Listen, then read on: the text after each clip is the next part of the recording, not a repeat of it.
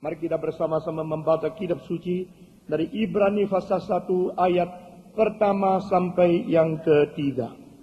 Saudara-saudara, ini ada khotbah ke-6 untuk bagian ini. Mari kita membaca bersama-sama Ibrani pasal 1 ayat 1 sampai ayat yang ketiga. Semua membaca bersama-sama.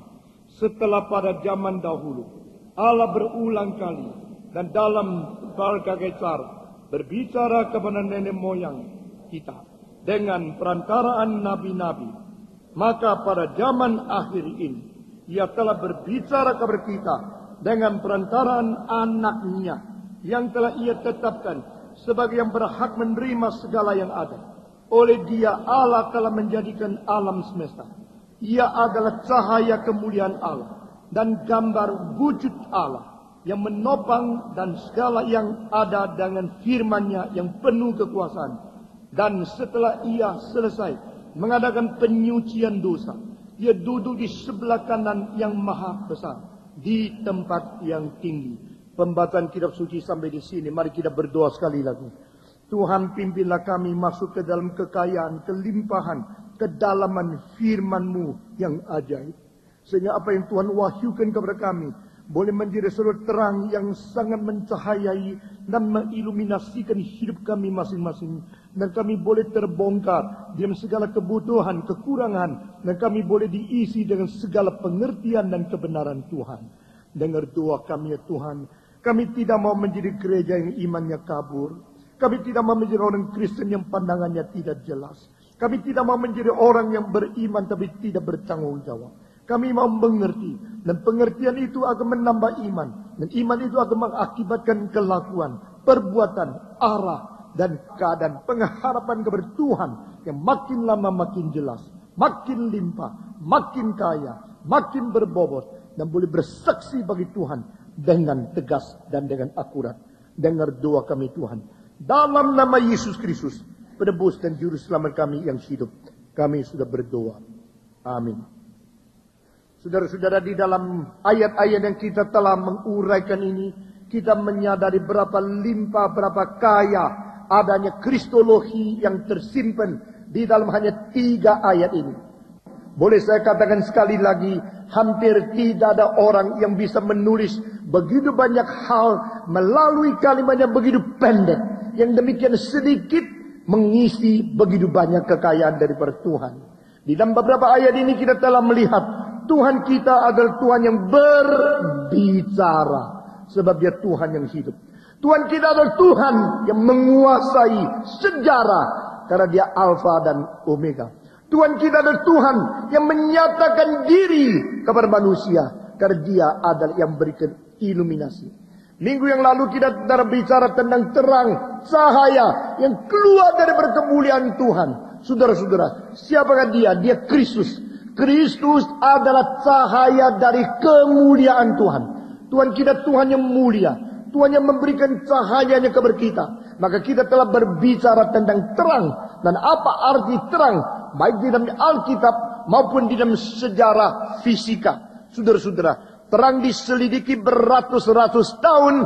Dan pada waktu Newton memakai prisma untuk menyatakan terang tidak sesederhana yang kita lihat.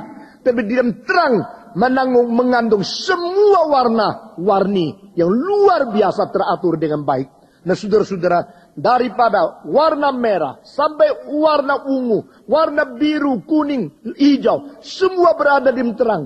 Maka terang yang kita lihat sebagai sesuatu yang sebegitu sederhana, yang kita sudah tahu setiap hari, di bawah prisma itu menyatakan kelimpahan kekayaan yang di luar dugaan kita. Maka pada waktu kita mengerti ayat ini melalui fisika, kita mengetahui terang itu seolah-olah bisa dilihat dan memang kelihatan. Tapi terang itu tidak bisa diukur bobotnya. Terang itu seperti bukan materi, tapi terang itu mempunyai kecepatan.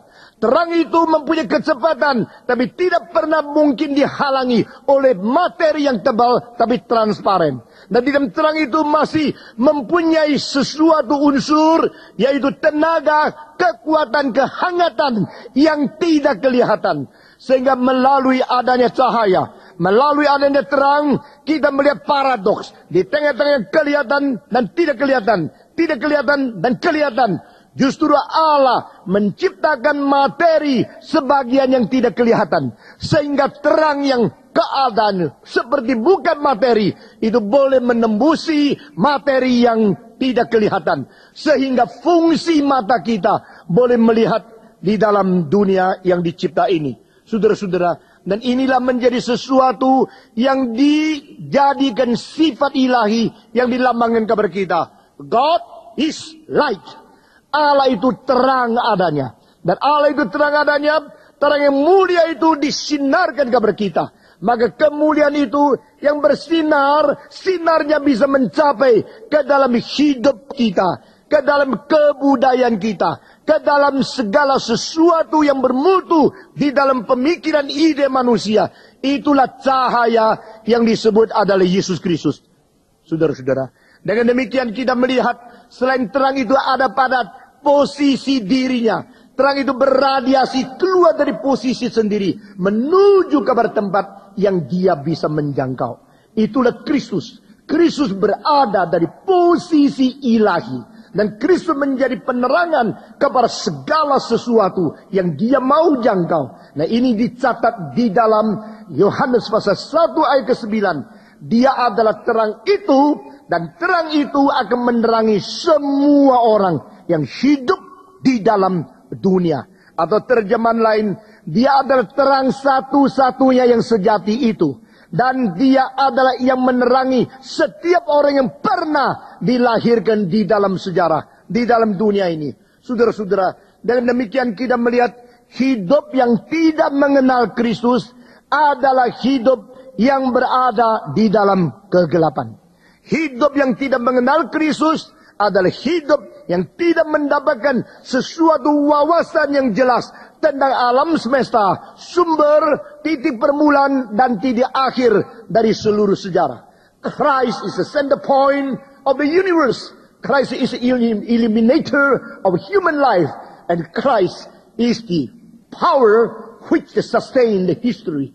Dia adalah yang mula, dia adalah yang akhir. Saudara-saudara, setelah kalimat ini kita jelaskan, kita melihat lagi kalimat selanjutnya di sini katakan, dia bukan saja adalah terang, cahaya yang dari kemuliaan Allah, dan dia ada gambar, wujud daripada Allah.